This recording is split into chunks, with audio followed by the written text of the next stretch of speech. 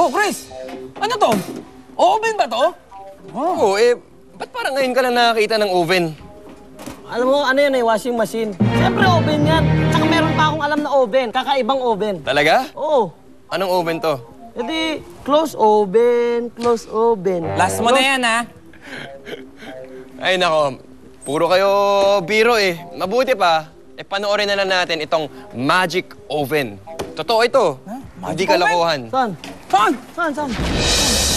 Ito ang powder coating oven. Nakatakdang isasalang dito ang isang bird figurine. Susubukan siyang kulayan gamit ang powder coating method. Matapos lagyan ng adhesive ang kabuuan ng bird figurine, ipinasok na ito sa loob ng powder coating oven para simulan ang pagpipintura rito.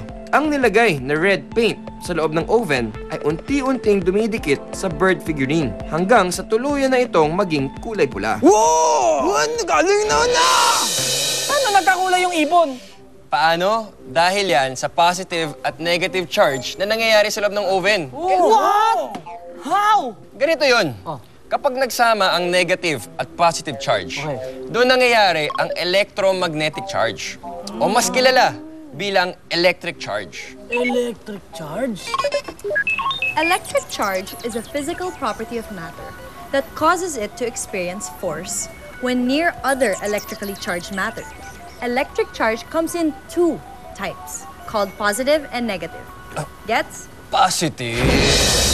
Ang bird figurine ay may positive electromagnetic charge, habang ang red paint ay parehong may negative at positive charges. Nang i-on ang power ng powder coating oven, ay nagkaroon ng mas maraming positive electromagnetic charge ang bird figurine. Kaya nagawa nitong i-attract ang negative charge ng red paint. Wow! Galing na! Hey, tama na yung kulitan nyo dyan. Ano ba yan? Nakakita na ba kayo ng shrinking balloon? Shrinking? Ibig sabihin lumiliit? Yes? Meron ba nun? Alam mo, dito sa I Believe, kala mo lang yung mga bagay, wala. Pero meron! Tama ka dyan. Ayan. Tama ka dyan. At ito ang ating shrinking balloon experiment. Experiment tayo! Okay, ito na ang mga kailangan natin para sa experiment na to. Una, yung mga balloons na hawak ninyo. Itong mga pot holders for safety, palanggana, ating magic liquid, Magic liquid. at ang tong. O, pumili na kayo. Anong kulay ng balloon yung gusto nyong shrink? Siyempre, gusto ko yung blue. Blue. Okay, Ito maganda. ang blue. Good choice. Ay, Ayan na. Magic Magic sa akin yung liquid. magic liquid na yan. op, layo tayo. Buhusan natin ng magic liquid ang ating palanggana. Ayun. Bago yan Where's the blue balloon? Natatakot ako. Yung matatakot. Wow. Okay. Anong nagaganap? I-shrink natin. Paano mag-shrink? Ang lobo, ayan na, lumiliit na siya. No! Wow, lumiliit siya. Lumiliit siya, oh. Ang galing naman ng liquid na yan! Oo! Pumuputok ha. Oy!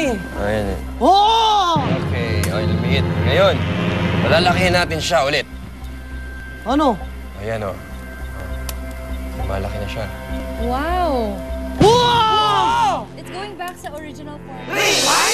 Walang magic water sa pinaglubluban ng balloon. Pero bago nag-umpisa ang experiment, binuhusan ko ito ng liquid nitrogen. Ito ang liquid state ng element na nitrogen at may temperature itong below freezing point. Sa taglay na lamig ng liquid nitrogen ay kaya niyang i-liquefy o tunawin ang hangin na nasa loob mismo ng balloon.